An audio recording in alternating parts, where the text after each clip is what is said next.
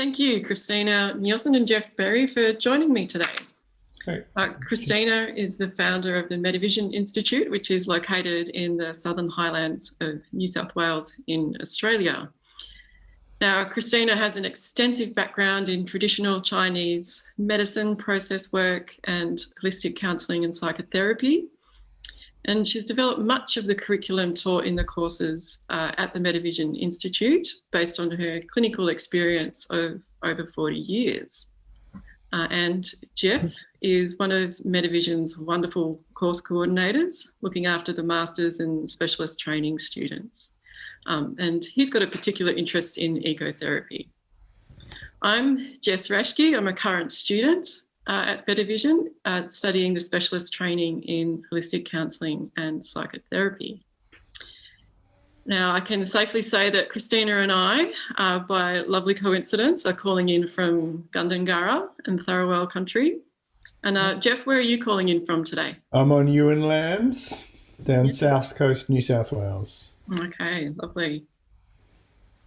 So, Christina and Geoff, it's fair to say that we're all going through one of the most challenging times in recent periods of history. Now, depending on where you live, many of us have gone through all kinds of events, and that's bushfires, floods, droughts, pandemic, of course. And not so long ago, down in Victoria, there was an earthquake. So our limits have been tested, and I'm wondering, with all of this in mind, of course, there's lots of questions that I could be asking, and there are many conversations that can be had. But for today, I wanted to ask both of you, what's the best way to navigate such challenging times? And Christina, if we can start with you. Okay, it's certainly challenging times for everybody in all sorts of different ways. And certainly in my lifetime, I've never experienced such a confluence of difficult times. So it is a good question that you asked, Jess. And I think that these times require that people dig deeply into their own resilience and strengths, as well as their support networks. With extended lockdowns, there's a lot of isolation and many disconnections. So being able to navigate solitude and also being able to reach out to others when needed is really necessary at this time, particularly for people who live alone. And for people who live with others, then it can also be a very stressful time with family or partners. It puts a lot of pressure on relationships. So, building healthy relationships and building healthy, knowing relationship skills and being able to recognize and regulate emotions and being able to manage conflicts really important in these times. So this is all, really getting to know yourself, having an eye that can go in and look at what's going on inside yourself and go out and be able to relate simultaneously. That's a challenge. It's one of the things we do at Metavision is train in that. Yeah, it's a fine balancing act. It is, yeah. And certainly I have observed myself with having to deal with these conditions, and I've realised how my busy life has isolated me a bit from community because I've been pretty busy with Metavision. And after lockdown, I realised that I want to make more commitment to building and participating in my community. I've also realised how important it is not to give in to fear particularly. I think at this time there's been a lot of fear around in the communities, in people, and on television and on social media. And I think it's so important to be selective as to what we expose ourselves to and not let it just flood us. All the ongoing news, I've sort of reduced my news intake. And as a counter to this fear, I think it's important to cultivate a habit of developing active, hope. Active hope. That's been my one of my catch cries lately. And it reminds me of a book that I read recently by Jonica Newby, who was a reporter for many years on the ABC, but she wrote a book about after beyond climate change, she says, and after going through all the things around the fires and the devastation that she feels, and so many of us feel around the terrible grief and loss of climate change, what do? Does that paralyze you? Or can we develop an active hope and a will that can start to bring change in just the little tiny area we're in and in our communities? That's great. Thanks, Christina. And Geoff, have you got some insights to share as well? Yes, well, I think Christina's really touched on a lot of the things we can do in social and cultural context. So I'll probably bring it down to, the really personal sort of things we can do to rebalance, I guess. And for me, that's always connection with nature.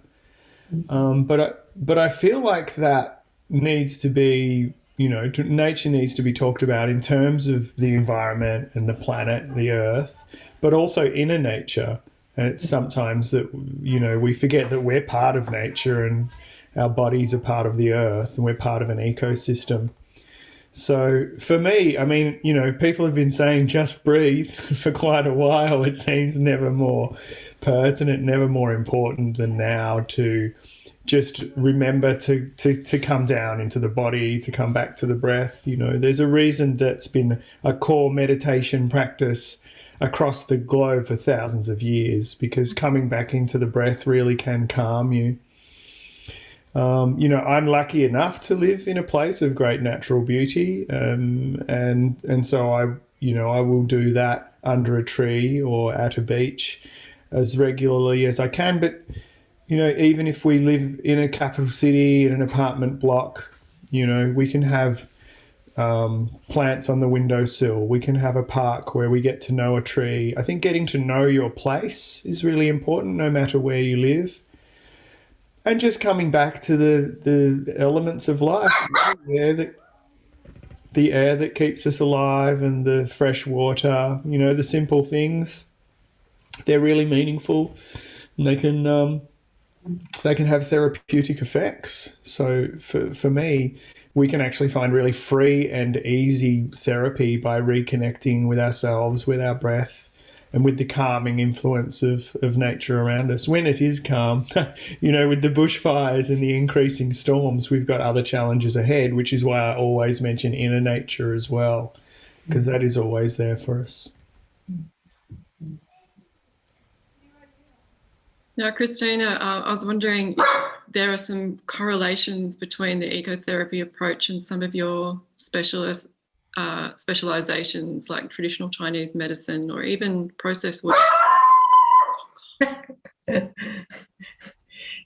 Yeah, and I think using pets is an important part of being able to soothe ourselves in these times. That's also part of nature.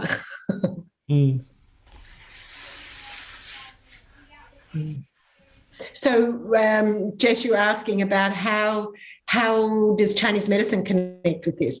Absolutely. Chinese medicine really sees the inner nature, describes the inner nature of the human being in terms of outer nature. It's like we see imbalances internally in terms of too much wind or too much damp, those sorts of conditions. So what's inside is very much connected to what's outside. And what's outside we need to be able to respond to in active ways to maintain, as Geoff was saying, our own breath and our own rhythm and our own connection with these things.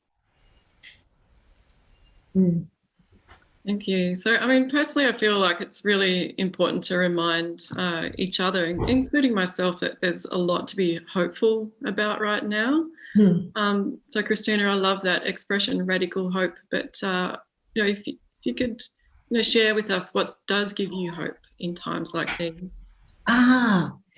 What gives me hope? I mean, watching the seasons change and watching spring come in the Southern Highlands, for example, is fantastic, and you realise that there's so much bigger, such a bigger cycle going on than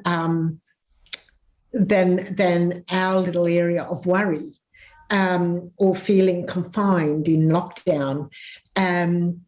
But also, what gives me hope, what gives me enormous hope, is looking at young people and seeing how they're challenging the old systems, the old beliefs, the old ways of being.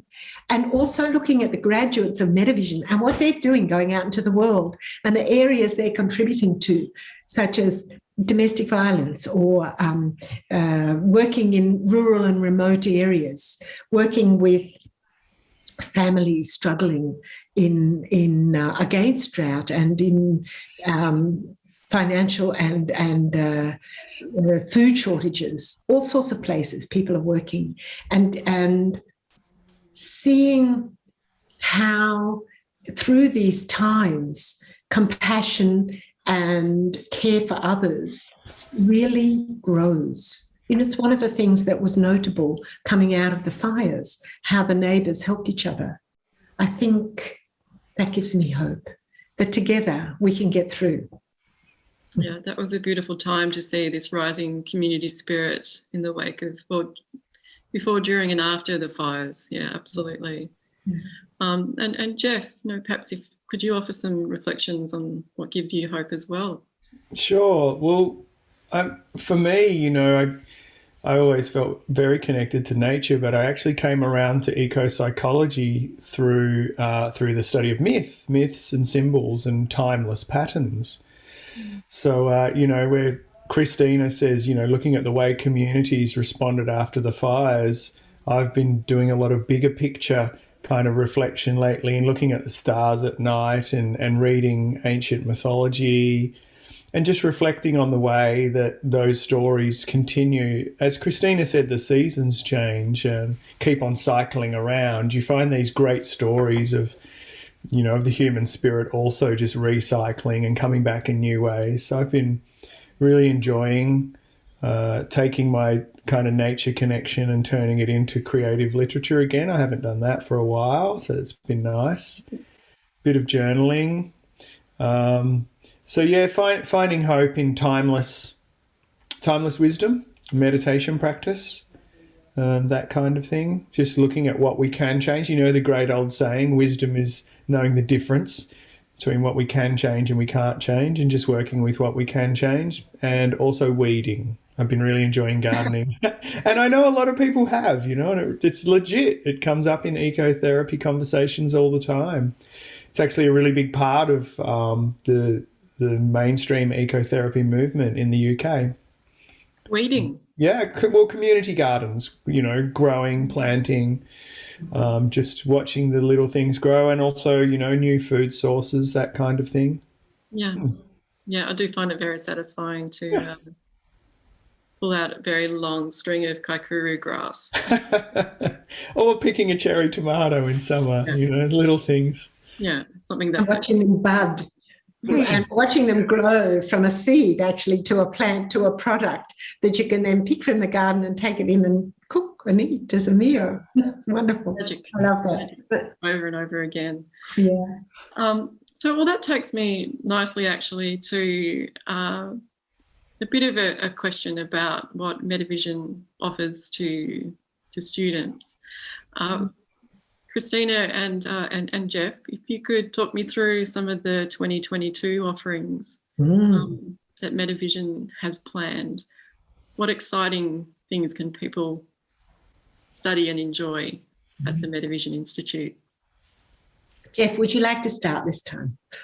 Okay, yeah. Well, I'm working on the higher ed postgrad courses mostly, and then also the professional training courses. So one of my jobs is to work towards continuous improvement. So right now I've just been taking student feedback as well as teacher feedback and feeding both of those into ways of, finessing and polishing and improving courses to make sure that the students continuously getting a good experience and improving experience. So I love higher ed. I'm really devoted to the master's course. Well, the first year of it's a graduate diploma, and then if you wish to go on, the second year becomes a master's program. So I'll probably talk to that. We're going into the second half of the first cohort and starting to teach how to deal with grief and loss and trauma.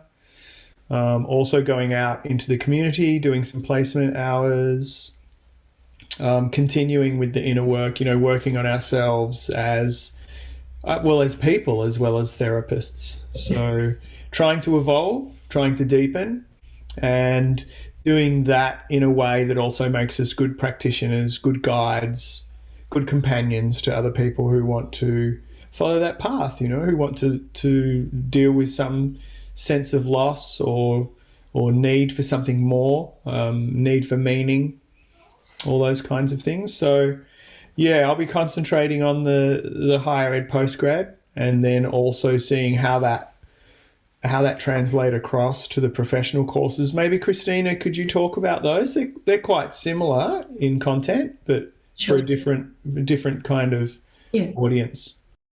The professional training is for people who don't necessarily want to have the few of the extra hurdles that the higher education entry and course requires. It has an experiential and therapy-focused outcome where people can take the work that they've learned from the beginning, which is looking at the influences on the Metavision approach that we teach here, the holistic approach, and an understanding of the holistic human being and its subtle energies, as well as what we usually know, going into using process-oriented psychology largely as a training in skills for reading the signals, signs and signals of what's wanting to unfold in a person's life.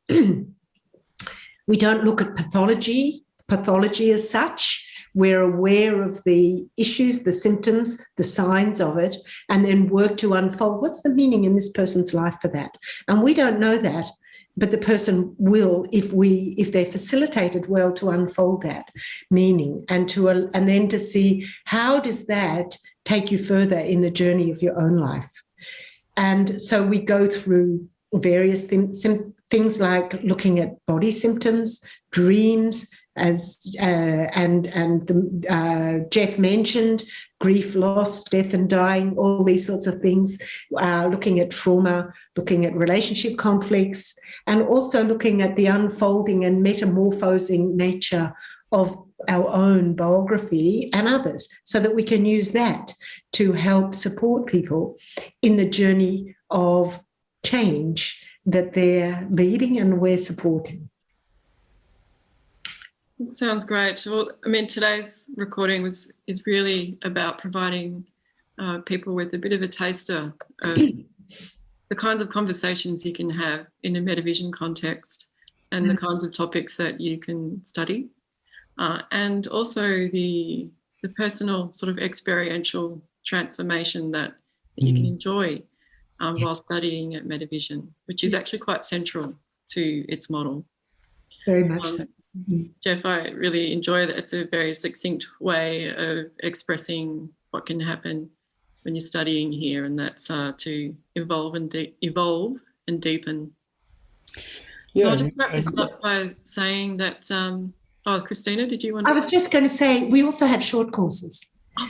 We don't have just these professional courses and higher education courses. We also have short courses for people who just want to know a bit more about good communication skills, holistic counselling skills, working with difficult people, how to work with conflict sometimes, those sorts of things. And we also have short professional development courses, such as the one Geoff's going to be doing shortly. Yeah, I'm looking forward to presenting that. That's the ecotherapy course, and we're hoping to roll out more of those kinds of short courses. I guess overall, you know, the mission and the vision of Metavision is to increase holistic awareness, and any way we can do that is a good way. And if people are interested in becoming more holistic, you know, taking every part of themselves into account, bringing every part of themselves into the way they are, the way they walk their life journey, then we're just trying to offer something at every level that will enable people to find that in themselves. Great. Well, thanks very much, Christina and Geoff. If people are curious to learn more about the Metavision Institute and some of the course offerings that are coming up, including programs for 2022 and some professional development and online opportunities, then take a look at www.metavision.edu.au. But for now, we'll sign off and say thank you. All right. Thanks, Christina. Thanks, Geoff. Thanks, Jess. Thanks, Jess. Thank you.